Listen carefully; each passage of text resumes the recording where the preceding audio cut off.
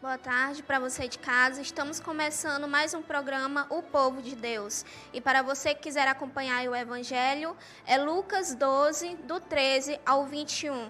E logo após nós teremos aí a história, de Santa Úrsula. Então, para você que quiser conhecer um pouco sobre a história dela, fique aí atento às programações. E logo após também teremos o VT falando aí sobre o festejo de Nossa Senhora dos Remédios, na Catedral. Também teremos o VT falando sobre o festejo da Mãe Rainha lá da paróquia de São Benedito. Então, para você que quiser acompanhar mais uma vez, o Evangelho é Lucas 12, do 13 ao 21. Também fica atento aí ao YouTube, que está sendo aí gravado, para você que não está acompanhando agora, poderá assistir logo após. Ficaremos agora com o Padre Ribamar, que é o nosso apresentador, que vai falar um pouco aí sobre o Evangelho.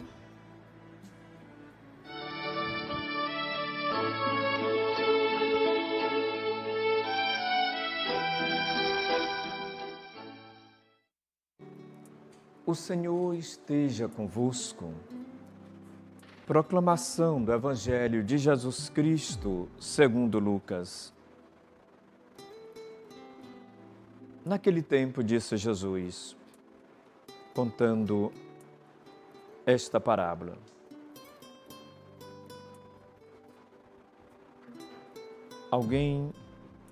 Depois que alguém do meio do povo, do meio da multidão, disse a ele, Mestre, diz ao meu irmão que reparta a herança comigo. Ele respondeu, Homem, quem me constituiu juiz ou árbitro entre vós? E disse-lhes, Atenção, guardai-vos de todo tipo de ganância, pois a vida de alguém não consiste na abundância de seus bens. E contou-lhes uma parábola. A terra de um homem rico deu uma grande colheita. E ele ponderava consigo mesmo: que vou fazer? Não tenho onde guardar minha colheita. Então resolveu: já sei o que vou fazer. Vou derrubar meus celeiros e construir maiores. Neles vou guardar todo o meu trigo, junto com os meus bens. Então direi a mim mesmo: minha alma, tens uma boa reserva para muitos anos. Descansa, come, bebe, diverte-te. Deus, porém, lhe disse: Insensato, ainda nesta noite vão tomar conta da tua vida. E o que acumulaste, para quem será? Assim acontece a quem ajunta tesouros para si mesmo, mas não se torna rico diante de Deus. Palavra da salvação.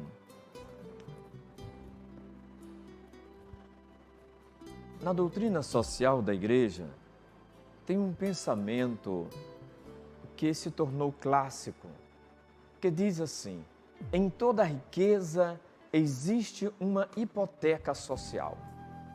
O que é esta hipoteca social? É todo o bem que a pessoa tem, diria também o excedente que pertence aos pobres, aqueles que nada têm.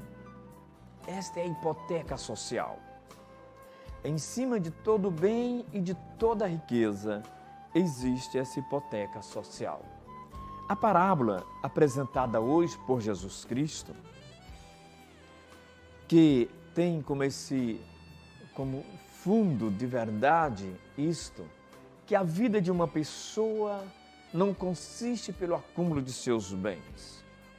É evidente que sabemos que a vida de quem vive na pobreza e em bastante necessidades, corre o risco de ser subtraída mais cedo.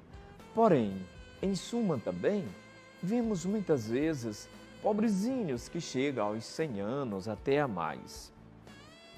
Mas, queridos irmãos e irmãs, a riqueza não dá essa seguridade.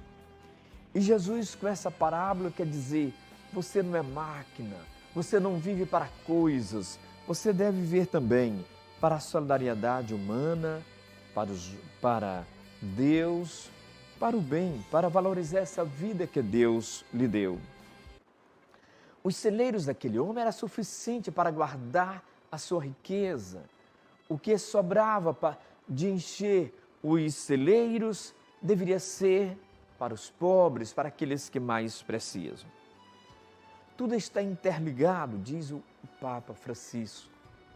E viver nessa solidariedade humana é o grande clamor dos tempos de hoje, também do Sínodo da Amazônia e de uma proposta eclesial e também evangélica e bíblica. O cristão não pode ver nessa dimensão só do acúmulo. Não, ele é muito mais do que isso. E vivemos não para o acúmulo, mas também para outras dimensões da existência humana. O lazer, a alegria, a oração, enfim, tantas coisas que pertencem a nós. Aquele que vive só para o acúmulo recebe um título feio que aparece no Evangelho de hoje, dizendo tolo, onde Deus mesmo diz, tolo, ainda hoje a tua vida será tirada. Esses recebem o apelido de quem vive só para acumular, sem ter a dimensão da solidariedade humana. Nós vamos agora ao quadro do Santo do Dia. E também já antes do quadro do Santo do Dia, quero lembrar, hoje aqui em nosso programa, nós vamos ler em primeiríssima mão o Pacto das Catacumbas pela Casa Comum, um documento produzido em Roma. Então nós vamos agora ao quadro Santo do Dia e depois vamos ao intervalo, mas vamos ver a produção lá do Sínodo da Amazônia, Pacto das Catacumbas pela Casa Comum.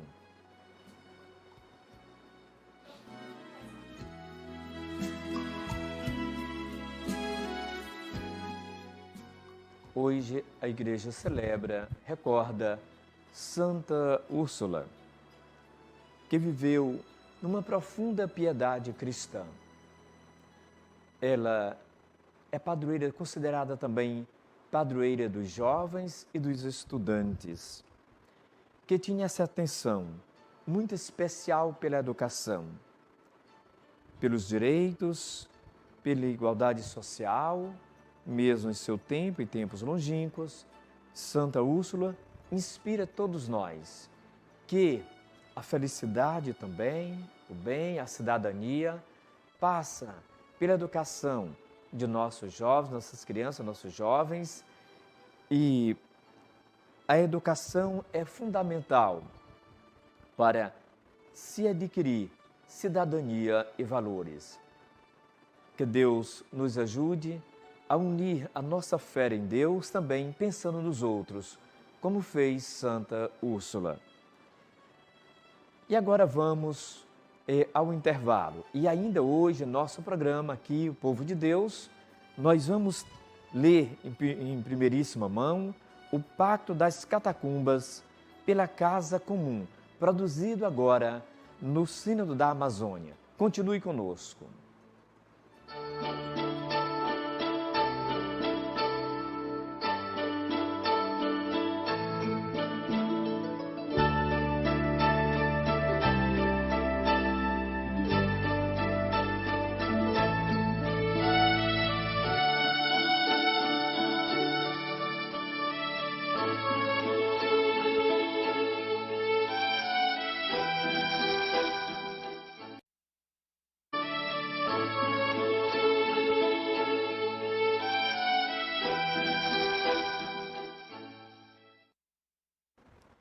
Estamos num período assim importante da história da humanidade, o Sínodo da Amazônia, onde esperamos zelar tantas decisões importantes. O povo amazônico dessa região espera soluções assim importantes. Seria perda de tempo fazer um sínodo e de lá não tirar soluções para os problemas da igreja e da humanidade. Vou ler para vocês aqui em primeiríssima mão, em nosso programa O Povo de Deus, a carta produzida com o tema Pacto das Catacumbas pela Casa Comum. Acompanhemos o que diz esse Pacto das Catacumbas pela Casa Comum. São os padres sinodais que produziram este documento, esse compromisso. Já é pela primeira vez que neste local, na Catacumbas de Domitila, que é produzido esse documento. Primeiro foi no Vaticano II e agora nesse sínodo importante que tem como nome o Sínodo da Amazônia. Por uma igreja com rosto amazônico, pobre, servidora, profética e samaritana, nós, participantes do Sínodo Pan-Amazônico, partilhamos a alegria de habitar em meio a numerosos povos indígenas, quilombolas, ribeirinhos, migrantes, comunidades na periferia das cidades desse imenso território do planeta. Com eles temos experimentado a força do Evangelho que atua nos pequenos. O encontro com esses povos nos interpela e nos convida a uma vida mais simples, de partilha e gratuidade, marcados pela escuta dos seus clamores e lágrimas. Acolhemos de coração as palavras do Papa Francisco.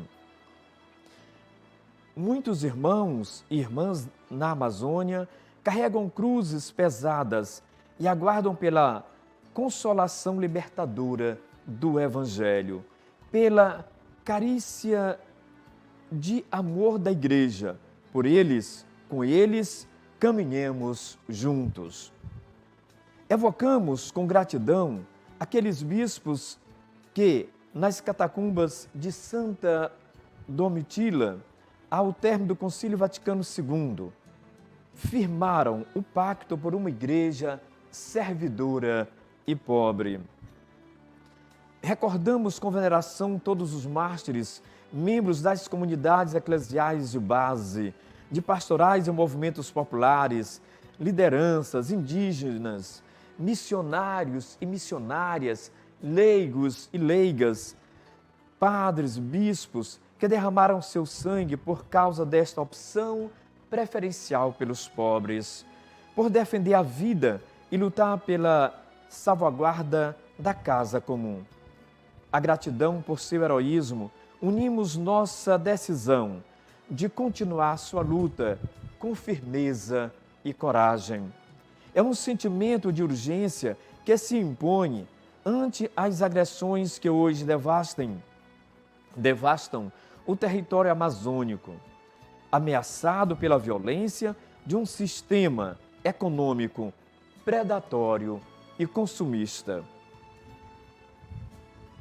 Diante da Trindade Santa de nossas igrejas particulares, muitas igrejas da América Latina e do Caribe e daquelas que nos são solidárias na África, Ásia, Oceania, Europa e no norte do continente americano, aos pés dos apóstolos Pedro e Paulo e da multidão dos mártires de Roma, da América Latina e em especial da nossa Amazônia, em profunda comunhão com o sucessor de Pedro, invocamos o Espírito Santo e nos comprometemos pessoal e comunitariamente com o que se segue. Agora, essa carta com o título Pacto das Catacumbas pela Casa Comum vai trazer 14 pontos importantes que vão ser ditos para nós aqui em primeira Linha em primeira mão é no nosso programa Povo de Deus. Acompanhemos. Primeiro, assumir diante da extrema ameaça do aquecimento global e da exaustão dos recursos naturais, o compromisso de defender nossos territórios e com nossas atitudes a floresta amazônica em pé. Dela vêm as dádivas das águas para grande parte do território sul-americano. A contribuição para o ciclo do carbono e regulação do clima global, uma incalculável biodiversidade e rica sociodiversidade pela humanidade e a Terra inteira. 2.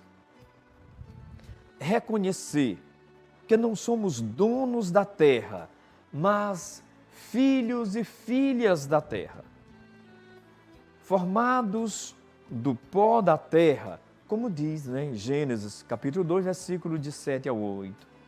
Hóspedes e peregrinos, como diz também São Pedro em sua primeira carta, capítulo 1, versículo 17, seguintes. Chamados a ser seus zelosos, cuidadores e cuidadoras, como diz lá em Gênesis, capítulo 1, versículo 26. Para tanto, comprometemos-nos com uma ecologia integral, na qual tudo está intercalado e interligado. O gênero humano e toda a criação, porque a totalidade dos seres são filhas e filhos da terra, e sobre eles, para o Espírito de Deus.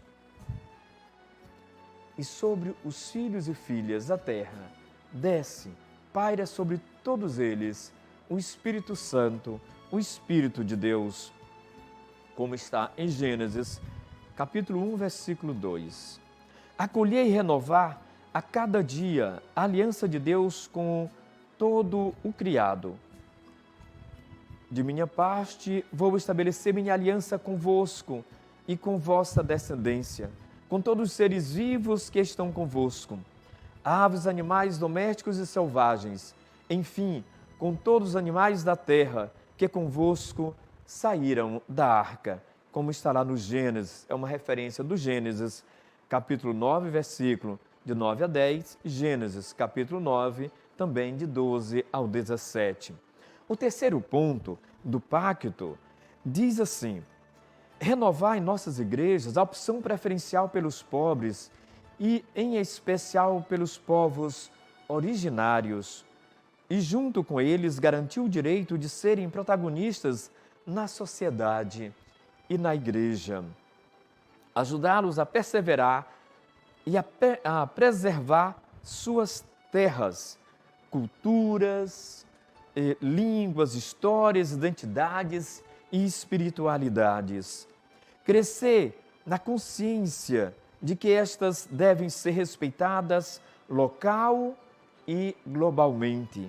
E, consequentemente, favorecer por todos os meios ao nosso alcance, que sejam acolhidas em pé de igualdade, no concerto mundial dos demais povos e culturas. O quarto ponto nos diz assim, o quarto ponto é do pacto pela casa comum, abandonar como decorrência em nossas paróquias, dioceses e grupos de toda espécie de mentalidade e posturas colonialistas, acolhendo e valorizando a diversidade cultural, ética e linguística, num diálogo respeitoso com todas as tradições e espiritualidades. Quinto, denunciar todas as formas de violência e agressão à autonomia e direito dos povos originários, à sua identidade, aos seus territórios e às suas formas de vida. O sexto ponto nos diz assim: anunciar a novidade libertadora do Evangelho de nosso Senhor Jesus Cristo, na acolhida ao outro e ao diferente, como sucedeu com Pedro na casa de Cornélio. E cita agora o texto bíblico. Vós bem sabeis que a um judeu é proibido relacionar-se com o estrangeiro ou entrar na sua casa, em sua casa. Ora, Deus me mostrou que não se deve dizer que algum homem é profano ou impuro, diz São Pedro em Atos dos Apóstolos, capítulo 10, versículo 28. O ponto 7 da carta do Pacto das Catacumbas pela Casa Comum nos diz: caminhar ecumenicamente com outras comunidades cristãs no anúncio culturado e libertador do Evangelho, com as outras religiões e pessoas de boa vontade, na solidariedade com os povos originários, com os pobres e pequenos, na defesa de seus direitos e na preservação da casa comum. Vamos ao 8º ponto, que nos diz: instaurar em nossas igrejas particulares um estilo de vida sinodal, onde representantes dos povos originários, missionários e missionárias, leigos e leigas, em razão do seu batismo e em comunhão com seus pastores, tenham voz e voto nas assembleias diocesanas, nos conselhos pastorais e paroquiais, enfim, em tudo que lhes compete no governo das comunidades. O 9º ponto deste pacto diz: empenhar-nos no urgente reconhecimento dos ministérios eclesiais já existentes nas comunidades, exercidos por agentes de pastoral, catequistas, indígenas, ministras e ministros da palavra, valorizando em especial seu cuidado em relação com os mais vulneráveis e excluídos. O 10º ponto nos fala: tornar efetiva nas comunidades, a nós confiadas, a passagem de uma pastoral de visita a uma pastoral de presença, assegurando que o direito à mesa da palavra e à mesa da Eucaristia se torne efetivo em todas as comunidades. 11º ponto diz assim: reconhecer os serviços e a real diaconia do grande número de mulheres que hoje dirigem nossas comunidades na Amazônia e procurar consolidá-los com um ministério adequado de mulheres dirigentes de comunidade. 12º ponto: buscar novos caminhos de ação pastoral nas comunidades onde atuamos, como protagonismo de leigos e jovens, com atenção às periferias e aos migrantes, aos trabalhadores e aos desempregados, aos estudantes, educadores, pesquisadores e ao mundo da cultura e da comunicação. 13º ponto: assumir, diante da avalanche do consumismo, um estilo de vida alegremente sóbrio, simples e solidário, com os que pouco ou nada têm. Reduzir a produção de lixo e o uso de plásticos. Favorecer a produção e a comercialização de produtos agroecológicos. Utilizar sempre que possível o transporte público. 14º: colocar-nos ao lado dos que são perseguidos pelo profetismo, serviço de denúncia e reparação das injustiças, de defesa da terra e dos direitos dos pequenos, de acolhida e apoio a migrantes e refugiados. Cultivar amizades verdadeiras com os pobres, visitar as pessoas mais simples e os enfermos, exercitando o ministério da escuta, da consolação e do apoio que trazem alento e renovam a esperança. Este foi o último ponto. E a carta, o pacto, continua nos dizendo assim: consciente de nossas fragilidades, de nossa pobreza e pequenez, diante de tão grandes e graves desafios, confiamo-nos à oração da Igreja, que, sobretudo nas comunidades eclesiais, nos socorram com sua intercessão. Afeto do Senhor, afeto no Senhor, e sempre que necessário, com a caridade da correção fraterna. Acolhemos de coração aberto o convite do Cardeal Umes para nos deixarmos guiar pelo Espírito Santo desses dias do Sínodo e no retorno às nossas igrejas. Deixem-se envolver no manto da Mãe de Deus e Rainha da Amazônia. Não deixemos que nos vença a autorreferencialidade, mas sim a misericórdia diante do grito dos pobres e da terra. Será necessária muita oração, meditação e discernimento, além de uma prática correta de comunhão eclesial e espírito sinodal. Este sínodo, como uma mesa que Deus preparou para os pobres e nos pede a nós que sejamos aqueles que servem à mesa. E a carta termina, fecha essa carta dizendo assim: celebramos esta Eucaristia do Pacto como um ato cósmico. Sim, cósmico, porque mesmo quando tem lugar no pequeno altar de uma igreja de aldeia, a Eucaristia é sempre celebrada, de certo modo, sobre o altar do mundo.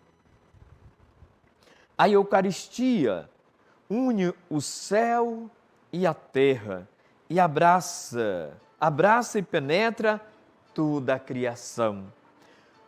O mundo saído das mãos de Deus volta a Ele em feliz e plena adoração no pão eucarístico. A criação propende para a divinização, para as santas núpcias, para a unificação com o próprio Criador. Por isso, a Eucaristia é também fonte de luz e motivação para as nossas preocupações pelo meio ambiente e leva-nos a ser guardiões da criação inteira. Catacumbas de Santa Domitila, Roma, 20 de outubro de 2019.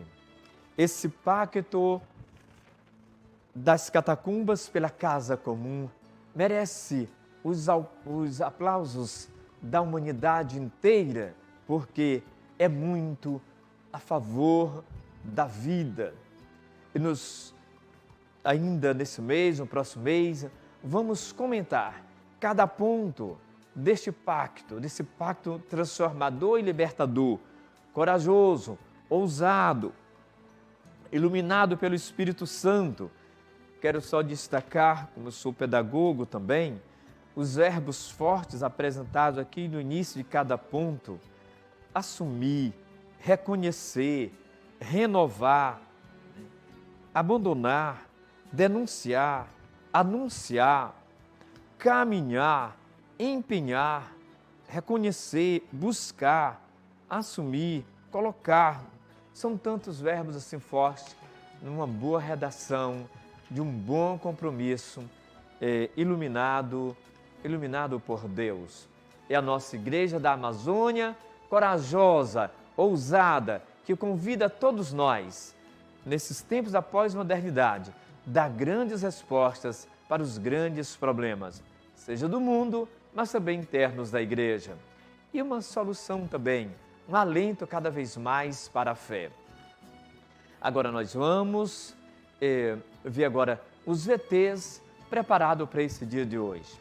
Acompanhemos. Dias 15 a 18 de outubro, aconteceu no bairro Vilarias o festejo da Mãe Rainha, comunidade que pertence à paróquia de São Benedito. Durante todas as noites, observou-se a participação dos fiéis, que estiveram presentes em homenagem à sua grande padroeira.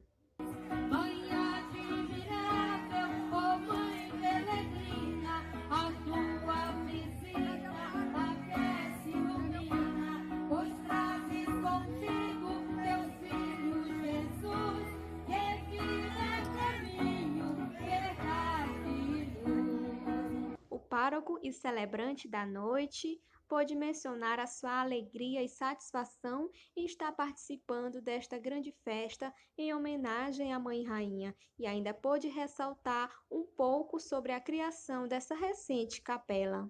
Há muitos anos, já a imagem da Mãe Rainha, com aquela capelinha de madeira, ficava visitando as famílias, escreveu uma imagem, depois vieram as outras, e sempre, todo dia a imagem fica na casa de uma família.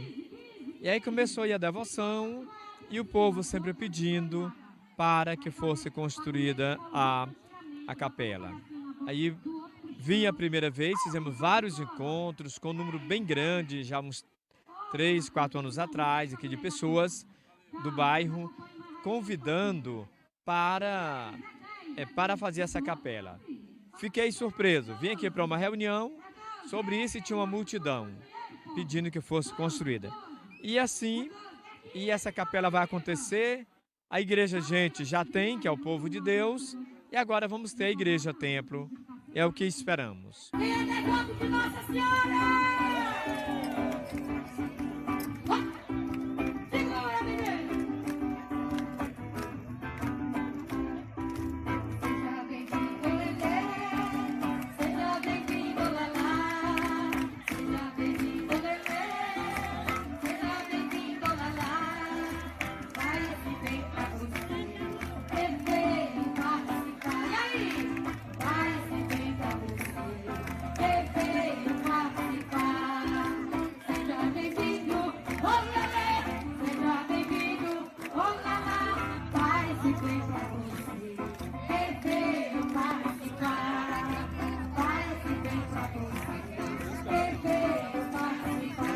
Nós, da Pastoral da Comunicação, estivemos aqui hoje no adro da Igreja Catedral, onde aconteceu o encerramento do festejo em honra a Nossa Senhora dos Remédios.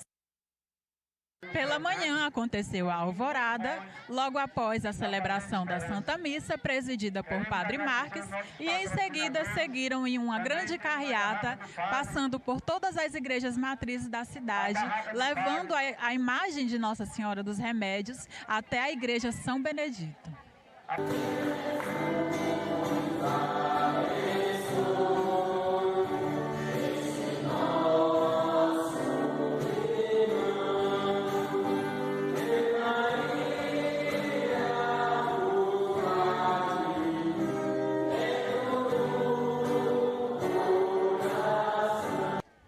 À noite, aconteceu a procissão, saindo da Igreja São Benedito, percorrendo as ruas do centro da cidade até a Igreja Catedral, onde aconteceu a celebração da Santa Missa, presidida por Padre Franciélio. Logo após, aconteceu o leilão e várias atrações artísticas. Aqui falamos com o Padre Franciélio e outros devotos de Nossa Senhora dos Remédios. Olha, o festejo é um tempo de graça, é um tempo que é dado a nós por Deus para que nós possamos vivê-lo com muita intensidade, com muita mística, muita oração. Costumo sempre dizer que o festejo ele é um retiro espiritual. Então, desde a primeira noite até hoje, né, todos nós podemos assim viver bem estas noites, né, de muita oração, de muita espiritualidade, aprendendo nesta escola de Maria, né, o serviço, a sua humildade acima de tudo, que também nós somos chamados à santidade, mas para ser santo é preciso ser humilde, é preciso ser servo, é preciso seguir Jesus Cristo aquele que Maria trouxe no seu seio, no seu ventre, que hoje, né, é nos dado nesta celebração eucarística, de encerramento desta grande festividade em honra a Nossa Senhora dos Remédios. A festividade de Nossa Senhora dos Remédios, padroeira da Catedral, Igreja Mãe da nossa Diocese de Caxias, nós temos somente a agradecer. A palavra hoje que nós dizemos e continuaremos falando é gratidão. Gratidão por tudo que Deus vem fazendo em nossas vidas, pela intermediação de Nossa Senhora dos Remédios. Esta grande festividade, mesmo na ausência do nosso bispo Dom Sebastião, mas nós conseguimos fazer assim. Ele viajou, mas já deixou tudo preparado. Está conosco ainda online, vendo os vídeos, as transmissões ao vivo pelo Facebook da Catedral. Então é muito obrigado mesmo, agradeço em nome de nosso bispo Dom Sebastião Lima Duarte pela estimada presença de cada um de vocês. Nós daqui da Catedral nos sentimos alegres pela iniciativa de Dom Sebastião, que teve de trazer novamente a festividade de Nossa Senhora dos Remédios, que há muito a gente não homenageava. Tinha o tríduo, mas o novenário há muito tempo. E isso Dom Sebastião vem resgatando e é muito bom, é maravilhoso, porque o nosso povo está precisando de oração, de estímulo, de iniciativa. A igreja precisa fazer isso para que eles percebam que existe ainda as festas em homenagem à nossa mãe, a mãe de Jesus. E o povo tem vindo.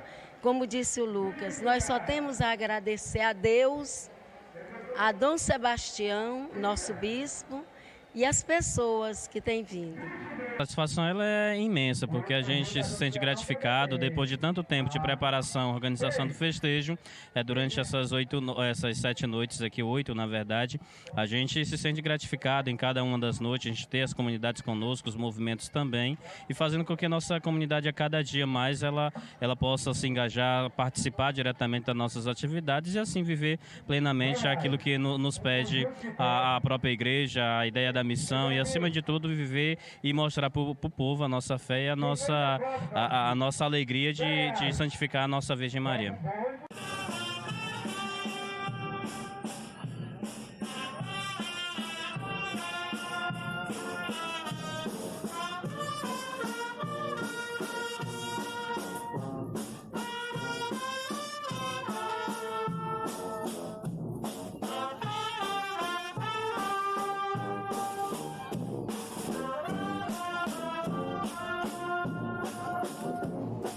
Com o apoio técnico de Manuel Aguiar, voltamos aos estúdios. Pedimos a vocês que compartilhem o nosso programa, indo lá à nossa página no YouTube, Mensagem de Fé, Padre Ribamar. Lembre de inscrever-se também e de clicar lá no sino para que a mensagem possa chegar em mais lugares. E a bênção de Deus a todos aqueles e aquelas que acompanharam esse programa de hoje rezaram também conosco, fazendo os votos que essa carta do pacto pela casa comum possa ser uma realidade no meio de nós e vivenciados por todos nós. Que Deus esteja sobre vós para vos abençoar, diante de vós para vos conduzir, atrás de vós para vos proteger e dentro de vós para dar saúde do corpo e da alma, paz e alegria. E eu, em nome de Deus, da Igreja, vos abençoo, em nome do Pai, do Filho e do Espírito Santo. Fiquem todos com Deus.